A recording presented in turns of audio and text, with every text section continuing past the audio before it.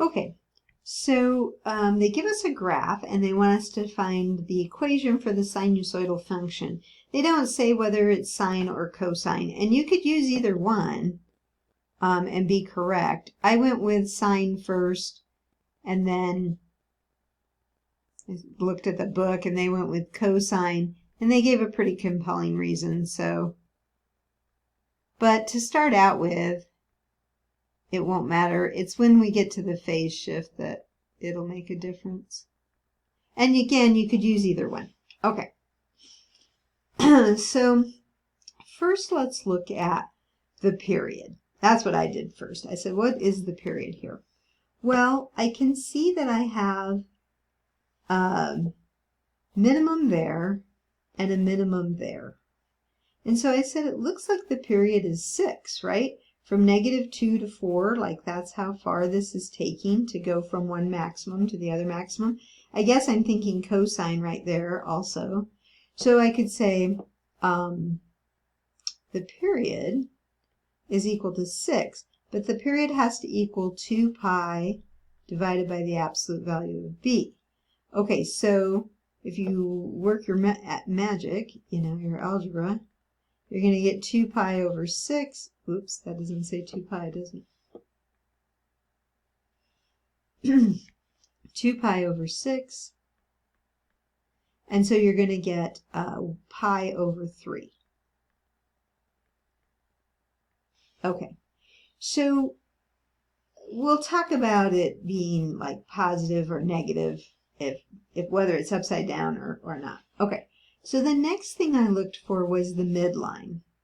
So I have a maximum up here at 1 and a minimum at -5.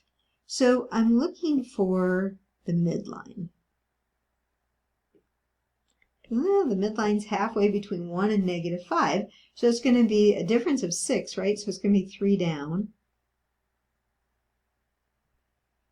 So that was the midline then at -2. So D equals -2. I'm sorry, the midline is y equals -2, but D is going to be -2 then based off that. So we know that. We kind of know B. What about the amplitude? Well, we have it up here from the midline. It's going up 1, 2, 3, right?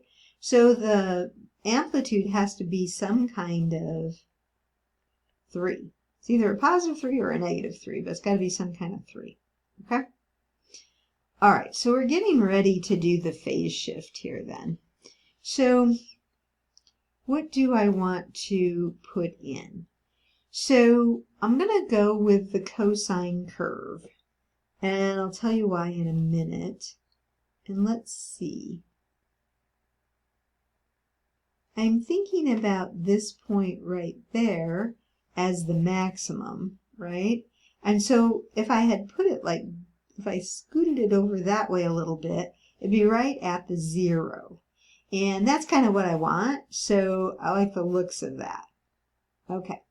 So that's kind of what I'm going to go with for my cosine. Remember, my cosine curve starts at 0, 1. And so I'm thinking, okay, well, if I were to scoot that point that I have the 2 arrows, this arrow, and then I'm saying if I scooted it back a little bit, it'd be right there at 0. So that's the idea. And so I'm going to use this formula. So I'm going to write y equals. Now, if I'm scooting this back, it's still positive, right? It's still at a +1. So I'm going to say I'm okay with a +3 here for my A, cosine. And then B. I'm going to make it positive. I'm going to make it pi over 3 x minus C is what I don't know. It's the phase shift I don't know. Minus 2. Okay. Okay, so here's where the tricky part's going to come in. First, though, the pi over 3, that's representing the period. I would keep that positive. I know it says absolute value over here. I don't know that we see B be negative very often. It's not that it couldn't be negative, but but we're just going to go with the positive value for that, for the period. Okay? Now, here's what I want to think about. If I had this point right here, you know, and it was scooted back so that it would be right at the 0, then that would be my maximum that I'm kind of used to having when it's cosine of 0, right? Okay, so I'm going to think of it this way. This part right here, cosine pi over 3x minus c, I want that to equal 1, okay? Because what happens if it equals 1? I'd have 3 times 1 minus 2, which would get me 1. And that is the point right there. That point is 1, 1, right? Okay. So I'd get an output of 1 if the cosine of pi over 3x minus c equals 1. All right, now here's what you have to think about. Here's the tricky part. When do you get a cosine of 1? Well, the smallest number is when this equals 0, okay? So when pi over 3x minus c equals 0, then I'd have the cosine of 0,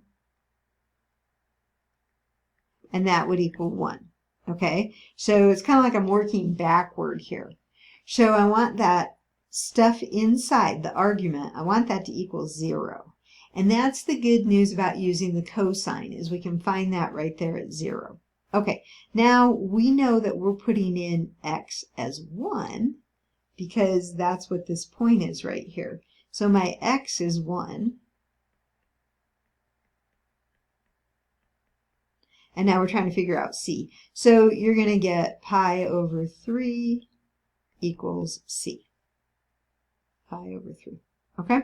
So that's probably the best explanation. You might have to rewind this and watch it again because that part's a little tricky.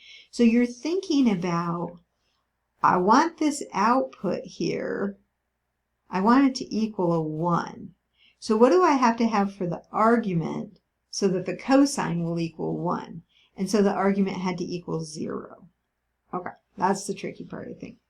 All right, let's put it all together then. We've got C, we've got B, we've got A, and somewhere we have D. There it is. Okay, so y equals 3 cosine pi over 3x minus pi over 3, because that's what we figured for the C, minus 2.